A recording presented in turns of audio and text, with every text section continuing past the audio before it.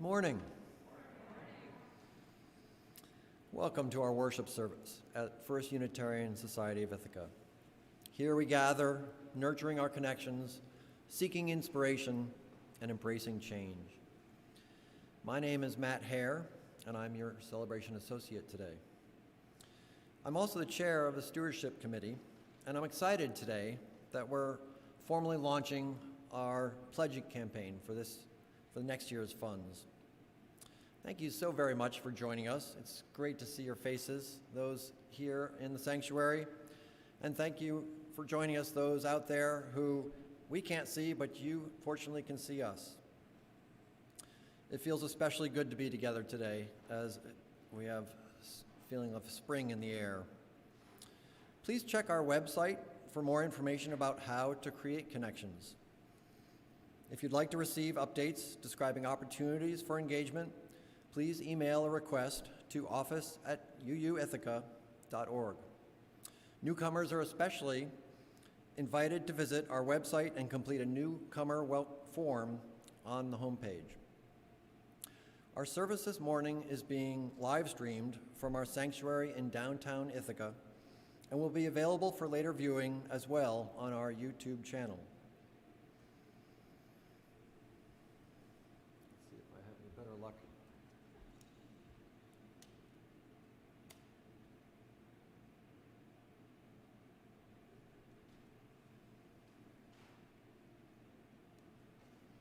Please join me in saying the chalice lighting words. We light this chalice for the warmth of love, the light of truth, and the energy of action.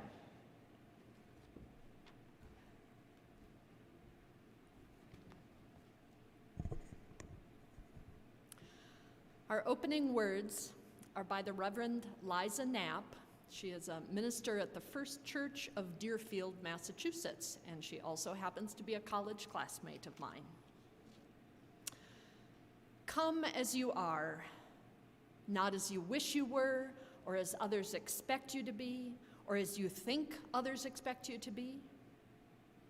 Come as you are, not as you see yourself, or as others see you, not as your resume or your curated online presence.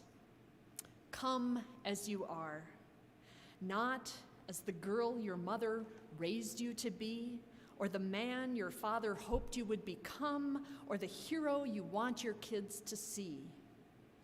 Come as you are. There are no imposters here, no interlopers, no unwanted guests. Come as you are, for whoever you are welcome. Please join me now in singing our first hymn, number 193, Our Faith is But a Single Gem. Our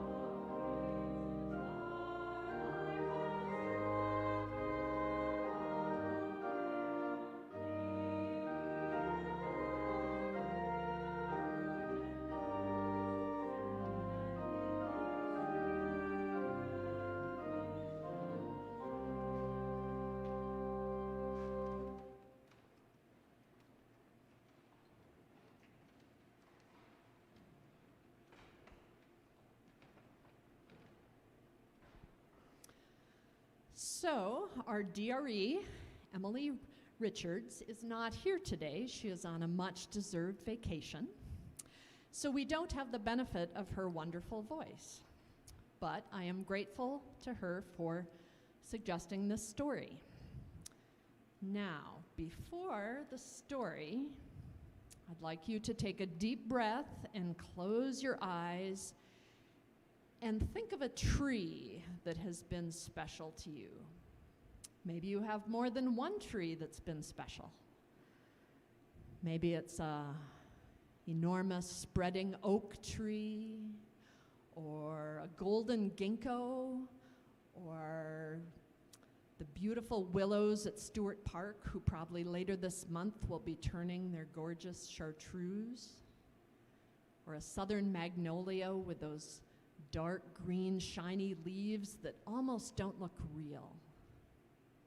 Or maybe it's a sapling that you planted recently and have invested all your hopes and dreams for the future. I have lots of favorite trees. One that stands out when I think of this story is the Morton Bay Fig Tree in Santa Barbara, California. I don't know if anyone here has seen that, but it is the largest fig tree in the United States, and it's not in a park or a preserve. It's in a busy intersection by the Amtrak station in Santa Barbara, and you turn the corner and you see this tree, and it's like Zeus suddenly appeared in Ithaca Commons. It is just the most amazing tree, and it is so big you can't even capture it with photographs. But think of your trees and what they've meant to you. Now, Emily often puts things in the Wonder Box, and I have something here that is behind the Wonder Box because it's a little too big for the box.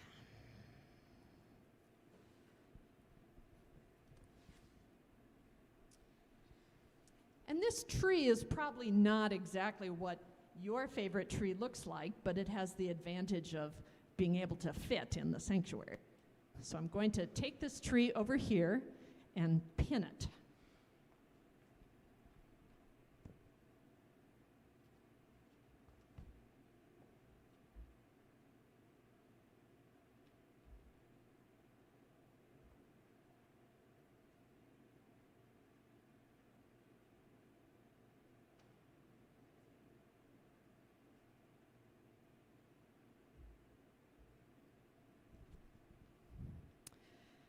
And I'm going to look in the Wonder Box just to see if there's anything in there.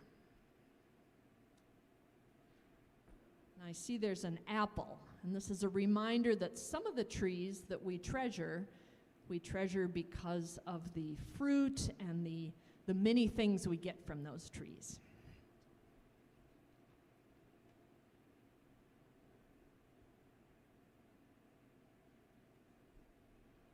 So now we have an apple tree. The name of this story is Sustaining the Tree of Life by Lynn Gardner. The tree stood in the middle of the village. Its trunk was so large that it took 6 people holding hands to reach all the way around it. The roots were strong and wide, and its branches spread out over the village square, offering shelter from the rain or shade from the summer sun. Its fruit was juicy, sweet, and plentiful. And the people of the village loved the tree, and the children played beneath it and climbed in the lowest branches. And young people knew that if you whispered your dreams to the tree, they were more likely to come true. And people who proclaimed their love or friendship to one another beneath its branches found their relationships to be more nourishing, and elders discovered that their sweetest memories could be counted on when they were near this great tree. The tree had been witness to so much, and when the breezes blew through the leaves, one could hear echoes of generations, laughter, conversations, dreams, prayers, songs. Animals loved the tree too. Rabbits lived in burrows under the roots. Squirrels and monkeys lived in the branches. Bats and birds flew in to eat the abundant fruit. The tree seemed abuzz with life. One day, a traveling merchant arrived in the village, and he rested in the shade and ate 2 pieces of the delicious fruit. "This fruit is incredible," he said. "I'd like to have some and sell it in the next village that I visit. Who owns this tree?" "No one owns the tree," replied the villager. "If anything, we belong to the tree." "Well then, if no one owns the tree, then no one will mind if I pick the fruit," said the merchant, and he began to fill his basket. "I mind," said the villager. "Today I am the keeper of the tree." "What do you mean, the keeper of the tree?" "We each take our turn here with the tree. We could never own it. We are here as protectors and sustainers." "That's ridiculous. The tree doesn't need you. You could just take what you need, take what you want. The tree will continue." But the villager couldn't be persuaded. "Sir, the tree isn't like that. We don't come here to take from it, even though we receive much. We are keepers of the tree because it is where we are nourished. This is where some of our most precious memories are and where people have dreamed. This is where we remember who we want to become." "Well," said the merchant, "you may think this tree is special, but it doesn't need you to sit by it. That's preposterous." "Ah," said the villager, "the tree itself may not need me, but what of others who come by? Just this morning I sat with a woman whose heart was heavy with worry. Had I not been here, she would have had to carry that weight alone. And this afternoon, a tired couple came by and they rested with me, and they said they had been looking for a place like this. And then an elder came by and we watched the birds and the branches together. And now you are here. You were confused about what this tree is and how to be with it. Imagine if you had arrived and not found me here to talk with. You might have continued thinking that everything you do is about you. Luckily for you, my friend, I was here to let you know how to care for the tree of life, and it becomes so much more than just about you." And the merchant sat for a while in the shade, thinking about these ideas that felt new and a little challenging. And as the sun went down, he picked up his bag and headed out of town, whistling a song that he hadn't thought about in years. And on his way, he shared a smile with each person he met. His heart felt strangely light and joyful. And the people of the village, they continued to sustain the tree of life, to care for one another, and to share their gifts with grace and gratitude. May it be so for each of us.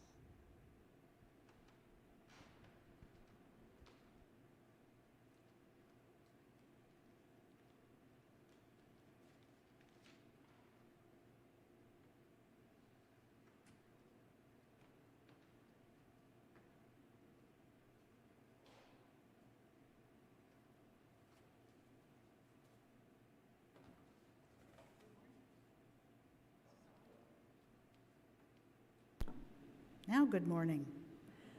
This is Kathy Hopkins, although you might be reading that Whitney Wiggins should be here. So in a spirit of reverence, love, and care, we take time now to bear witness to some of the joys and sorrows of our community. We want to share those events that call for our prayers and support, our praise and celebration. Magdalen would like to request your thoughts for her sister-in-law, who is coping with a recurrence of cancer. And I have a joy from Kathy Shippos, inspired by her time with our Living the Pledge workshop. Kathy wrote an article for the Tompkins Weekly on the importance of Black Lives Matter, specifically for her community in Newfield. It's available now. I think it's free and on the stands. For those we are holding in our thoughts, in our hearts, and perhaps in our prayers, let us call these names out loud into the community, into the space of healing and hope right now.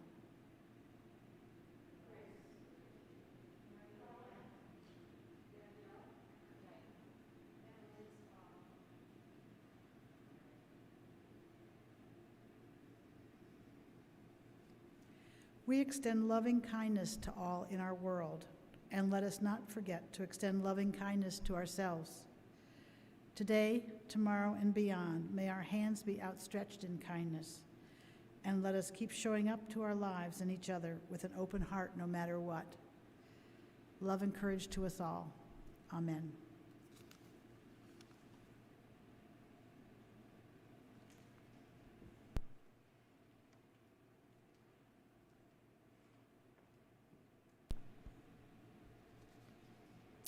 Our meditation reading is adapted from words by the Reverend Sandra Fees. Let us honor our past for the founders and prophets of Unitarian Universalism who paved the way for our liberal religion in the world, and also for the individuals who gave birth to our religious community here. Let us honor our present for our search for truth and meaning, our nurture of diverse spiritual paths, and our service to the cause of love and justice, acknowledging our sacred responsibility to live our principles with integrity. And let us honor our future for a kinder and fairer world, for a people and a planet made whole by the Spirit of life.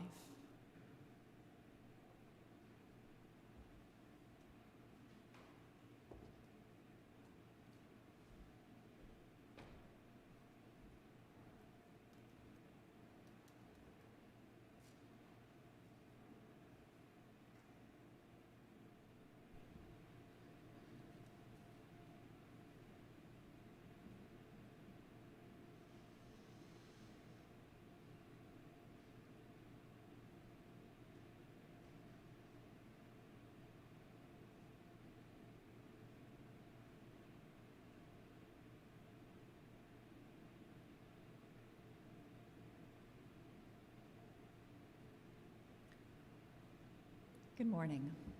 This month's meditation hymn is going to be Return Again, number 1011 in your teal hymnal. This might be familiar, but for people who this is new to, let's do it's two sections, the first two lines and then the second two lines. Let's just sing the first line a whole bunch of times, and then I'll let you know when we're going to go on to the next section.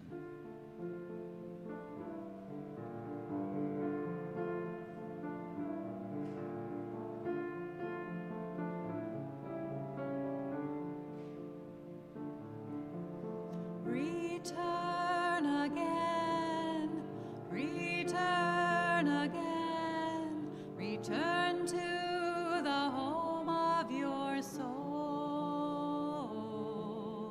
Return again, return again, return to the home of your soul. Return again, return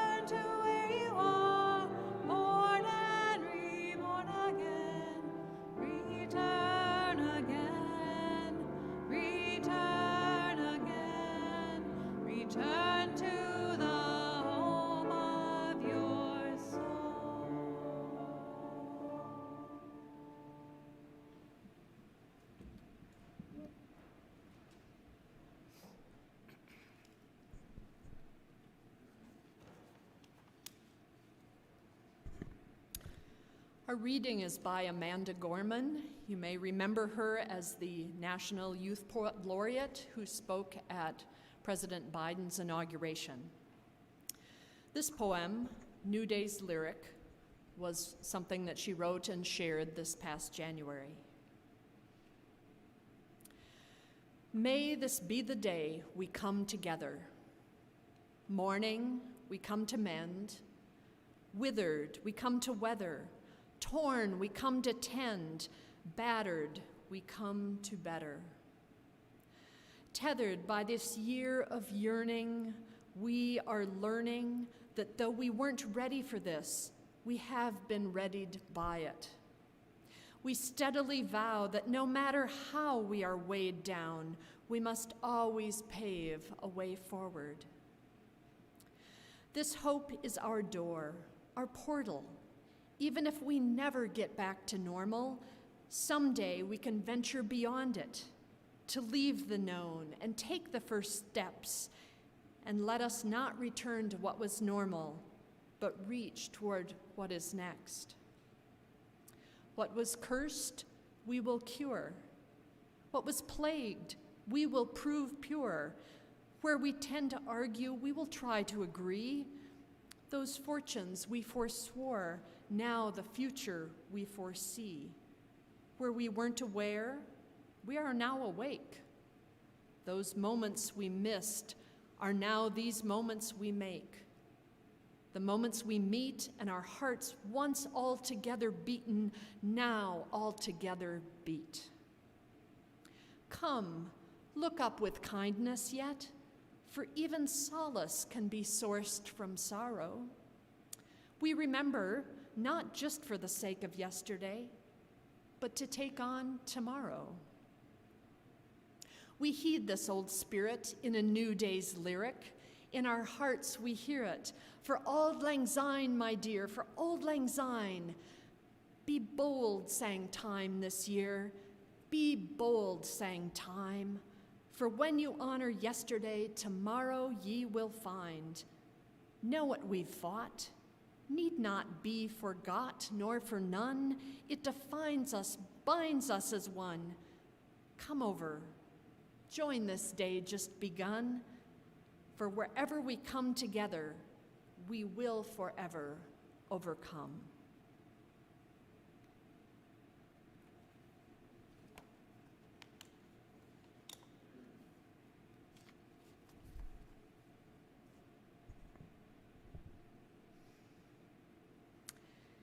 In March of 1995, I moved from Ithaca to Lafayette, Indiana, to join Keith, who had started a faculty position at Purdue University. It was a challenging time, moving from here to a treeless, dry prairie, not so many trees, uncertain of my life direction after graduate school, and in a community where conservative religion was the social glue. During one appointment, a therapist I was seeing suggested that I consider visiting the Lafayette Unitarian Church. And that is how my UU journey started.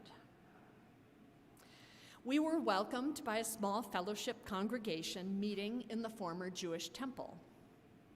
And it wasn't long until I was on the worship committee and Keith was bringing bread to church events. This may sound familiar. Keith and I got married in the minister's office, and our first child was born a couple months afterwards and embraced by the community. The minister said she would dispense with the usual counseling given the time frame. Some years later, our minister, Libby Stoddard, retired. And new to Unitarianism, I sort of imagined the church would just shut down. But an interim arrived. Robert, I only remember his email handle, which was not Bob. And after him, a young, energetic minister who would later move on to a big church in Chicago. I look back on our 6 years in Lafayette with real affection, in large part because of the feeling of belonging and sanctuary that we found in that congregation. In 2001, we returned to Ithaca. No longer having our tight-knit grad school community of friends, First Unitarian seemed like the best option for meeting other families and finding connection. With 2 young children, I focused my involvement on religious education, and through that, got to know many amazing children, some of whom are now in college and beyond. It was wonderful to watch our sons benefit from such a welcoming community of thoughtful events. I remember one morning I was chatting with some other parents here, and I mentioned that our son had come to church that morning dressed as Captain Hook, and one of the other parents said, "Well, that's good. My son came dressed as Tinkerbell." And then I can think of so many wonderful elements of the RE curriculum and fellow teachers. "What did you learn in RE today?" I asked on one drive home. "We learned about the giant Ithaca mulch pile, where the whole town donates and you can go and take what you need." Well, now we were long-time users of the Ithaca mulch pile, and we still are, but I had never thought about its vast metaphorical potential. Then, in 2017, I moved my mother to Ithaca from Wisconsin as her memory began to slip away, and she was embraced by this church too, right up until her death 5 years ago last month.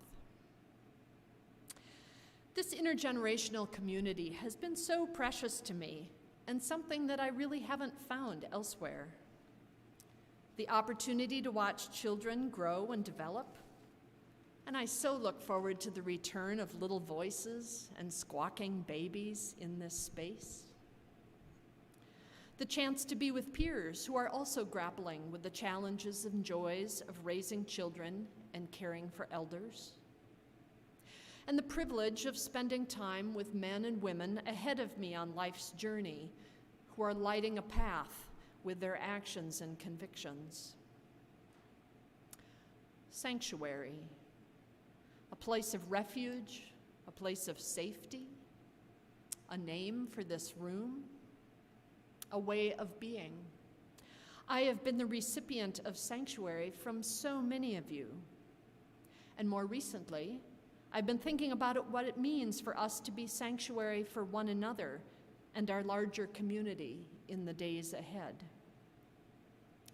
To use a favorite Unitarian Universalist word, we are in a liminal state, a threshold from one thing to another. We are tentatively emerging from 2 years of global pandemic, whose defining feature has been retreat from in-person connection. More generally, it feels like the fragile warp and weft of relationship is fraying alarmingly, not only on the personal, but the national and global levels. Not only have we experienced disruption of routine social patterns, but media algorithms segregate us into different realities, and nations destroy the fragile threads of peace.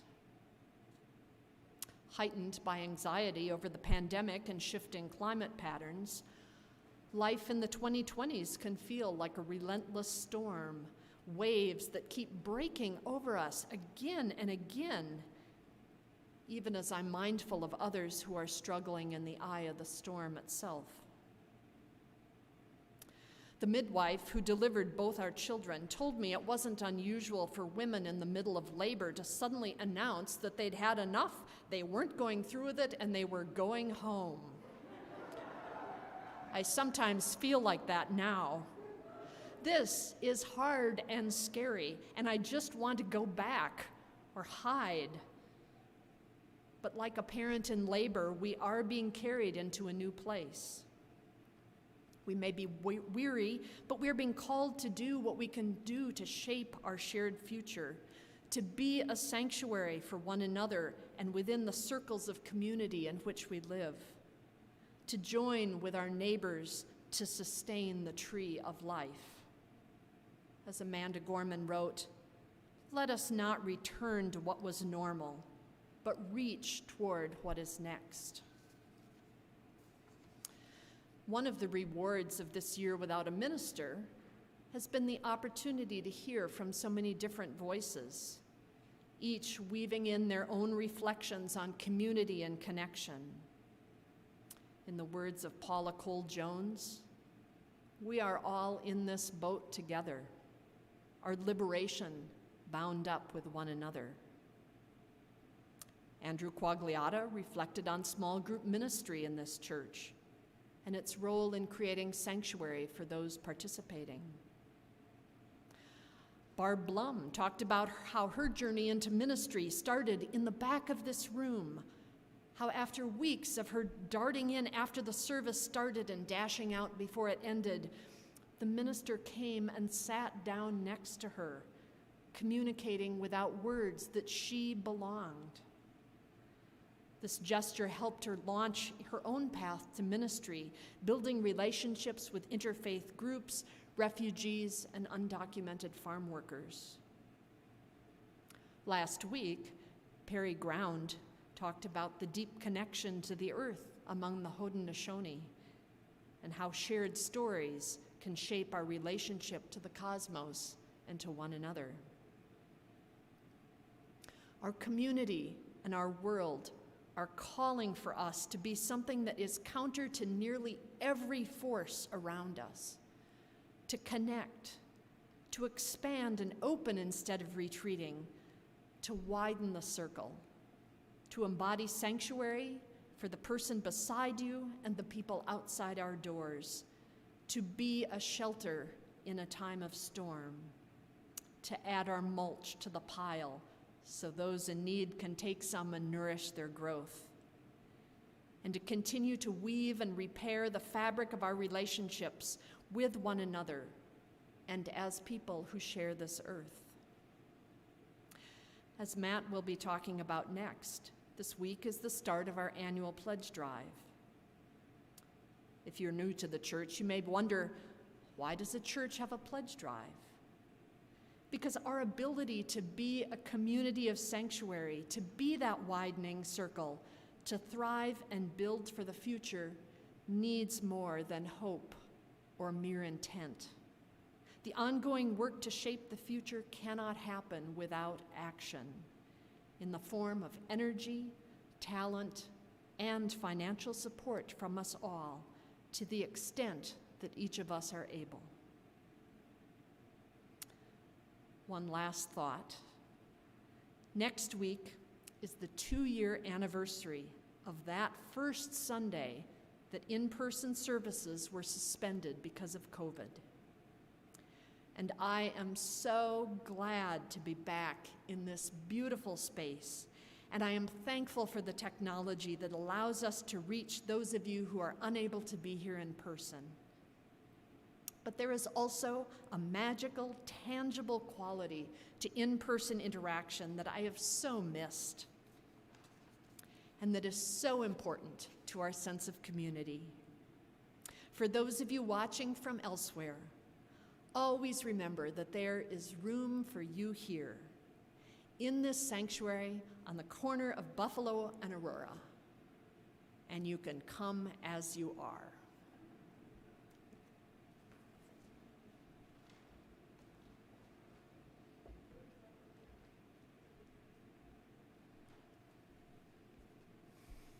Thank you, Magdalen. Hello again.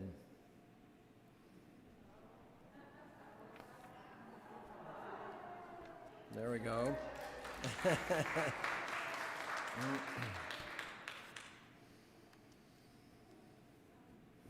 Well, when I signed on as chair of Stewardship Committee last fall, I joined a very experienced team. That includes Jack Roscoe, who will be up here in a little while, Wendy Scherer, Jens Wenberg, Jeanette Knopp, Rich Andrewy.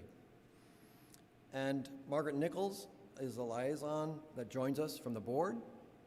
And this year we've been working closely with Angela Zhang from the Engagement and Outreach team, Nathan Fawcett from Finance Committee, and Walt Peck, the treasurer.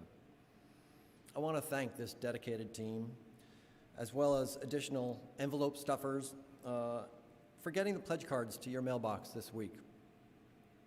If you're like me, it may still be there. But go out and see. I think it's there. I also want to say a special thank you to Michelle Waffner, our office manager, for all her work with the database and with getting things printed. I'm wearing this purple hat because for many of us, nothing says stewardship more than this hat. For those of you who are new in the last couple of years, purple stands for possibilities, which is what pledging opens up. After I say a few words to describe this year's stewardship effort, I'll invite those of you in person here to bring your pledge card down front during the offertory, trade it in for a paper cutout person, and pin it to our Pledging Progress display. Those of you at home, you can go out to your mailbox, or you can simply open another tab on your browser after you hear me out. Go to the FUSIT website, unitarian.ithaca.ny.us, and make a pledge. That website is actually below the YouTube video in the information there. As pledges arrive in the next few weeks, we will mark each one with an additional paper person, growing a paper congregation that represents the strength of our giving community. So if you'd like to bring a pledge card down, and after I speak, and you don't have one, raise your hand and the ushers have extra copies that they can give you. Those of you that have already pledged, you're welcome to come down and pin a paper person on there. Obviously, Pledge Sunday is about launching our annual pledge campaign. I am just purple with pleasure to report that 25 households have pledged already, putting us at 60,000 towards our goal. I really appreciate the effort made by everybody who pledged without delay in order to give us a kickstart and add considerable momentum toward building tomorrow together. I want to highlight that most of these pledges included a 10% or more increase relative to last year, a generous show of support and faith in our ability to overcome our current challenges and live into our mission in new and transformative ways. Well, since I mentioned the goal, it's likely that many of you are wondering about our goal for the 2022-2023 fiscal year. That is our tradition, to arrive at a pledging goal through a planning process involving every ministry team, arriving at a budget that lets us accomplish our goals. This year, our budget process included too many uncertainties to allow a meaningful target to emerge. Are we going to find an interim minister that we want to hire? Are we going to be able to return in full to this sanctuary and enjoy completely in-person programming? So today, instead of giving you a dollar target, I would like to offer a different frame for our campaign this year. Let's center this pledge campaign in our mission and living into our faith. What is our mission? Well, through the work of John Gaines and the board, the answer to this question is in your hands. Thank you, John, for your leadership with this congregational engagement. John reports that he has received 60 answers to this question. Given our history and our hopes for the future, for what purpose does our religious community exist in 2022 and beyond? In other words, what is and should be our true mission? Check the Wednesday email newsletter if you're unfamiliar with this request for input. 60 answers is a good start, yet there are hundreds of us at First Unitarian Society of Ithaca. This year, don't just send in your pledge card out of obligation or duty. Start with John's open question and articulate for you what is and should be our true mission. What can help deepen your faith? What can help you feel more connected? What would motivate more generous contributions of your talent and treasure to this community? Mind you, you're supposed to answer in 12 words, so don't get carried away. This mission-oriented mindset is where I want you to be when you fill out your pledge card this year. Give generously, commensurate with the impact First Unitarian has in your life. The last topic I want to say something about is the size of your pledge. Yeah, I'm all business today. How much you pledge is entirely up to you, and confidentiality of that amount is our tradition. However, I encourage you to consult the Fair Share Pledging Guide that came with your pledge card, and even if you feel its suggestions are beyond your means, take to heart two principles that it embodies. First, that we should all aspire to live into our Unitarian Universalist faith by practicing generosity. For me, when I donate to the Wilderness Society or to public radio, it feels very different than pledging here. These organizations have a broad base of public support, and I feel like I simply need to pitch in. For our beloved society, however, it's just us. We are all we've got to achieve our mission. This is our tree of life. The issue is not whether the society will survive, but whether it will flourish. We want it to flourish. Second, the Fair Share guidance is progressive. It suggests that those with more income should pledge a higher proportion of income than those with less means. You may be aware that patterns of charitable giving in the United States are often regressively inverted, with lower income people donating a larger proportion of their income than people in higher income brackets. In so much of what we do here and in our 7 principles, we strive to be inclusive and equitable. Fair Share pledging is an expression of these values.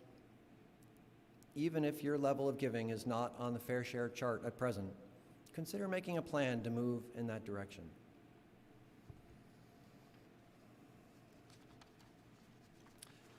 So now,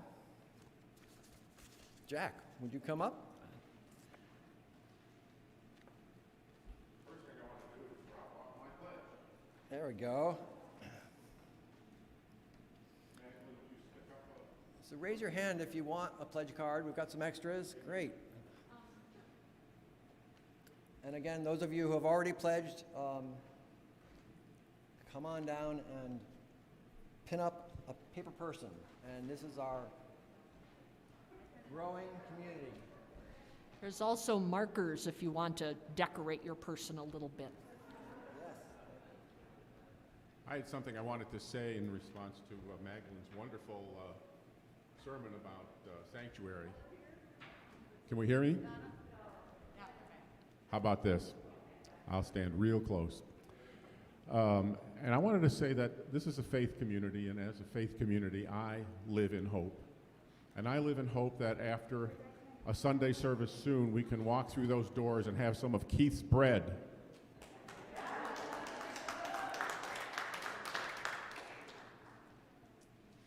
So I'm going to bring you a little ditty that the pledge team wrote, maybe 10 or 12 years ago, with apologies to Cole Porter.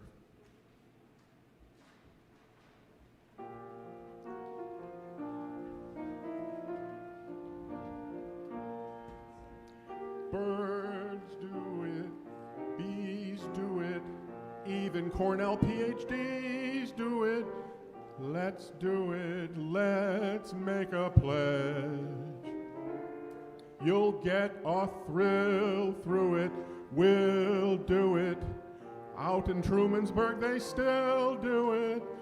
Let's do it, let's make a pledge. City folks should and they could do it. Singles, husbands, and wives, Ithacans flock to it. It's our annual drive in Tompkins. See to it, we do it. Each and every family will agree to it. Let's do it, let's make a pledge. I've heard that gals do it, guys do it. You choirs that harmonize do it. Let's do it, let's make a pledge. In Kendall they do it, take to it. Even fish in Cuga Lake do it. Let's do it, let's make a pledge. Lansingers sure give their all to it, while in Groton they're fair. Folks in Fall Creek do it, give the UUs their share. So be a high liver, big giver. Up your spine you'll find that it'll send a shiver. Let's do it, let's make a pledge.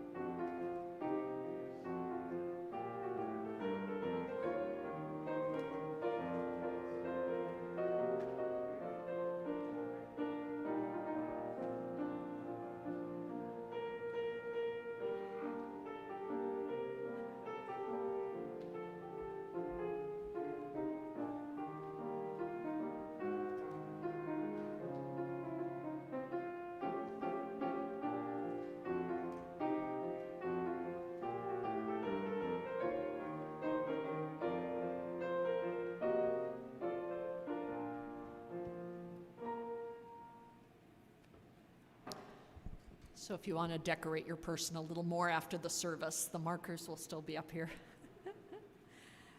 Please join me in, you can rise in body or in spirit and join me in singing our closing hymn, 1008, When Our Heart is in a Holy Place.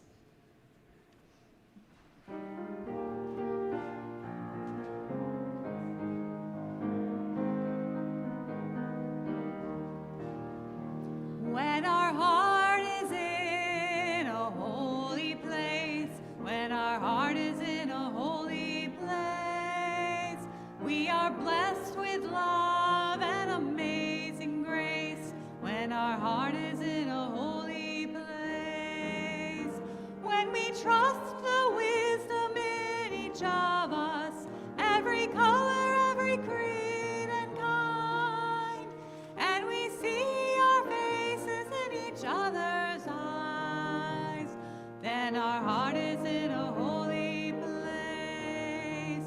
When our heart is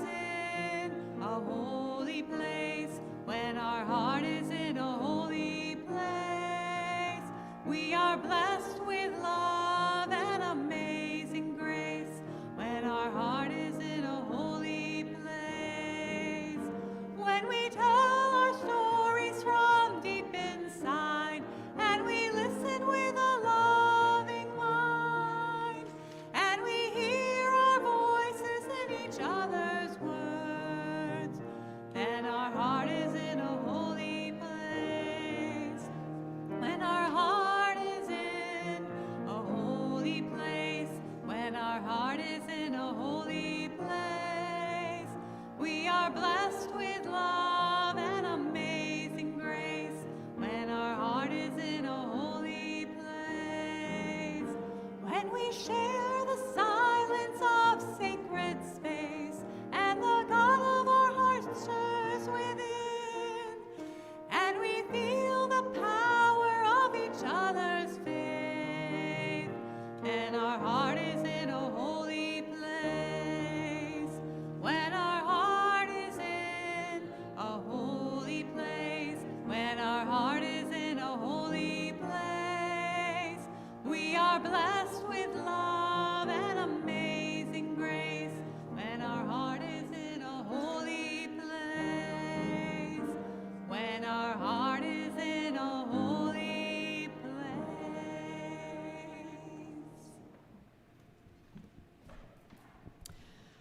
Our closing words are from Reverend Sarah and John Millsbaugh.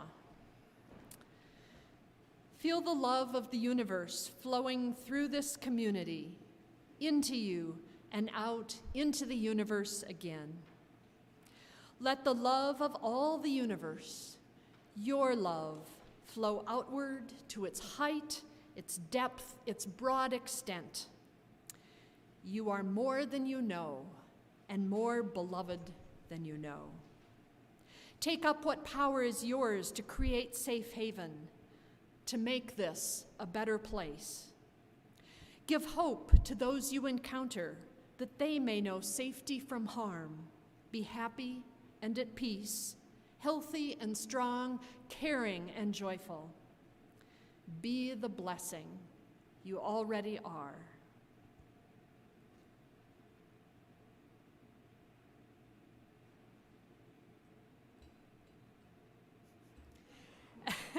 As we extinguish the chalice, we gather the warmth of love, the light of truth, and the energy of action into our hearts and carry it forward into the dawning day. Go in peace.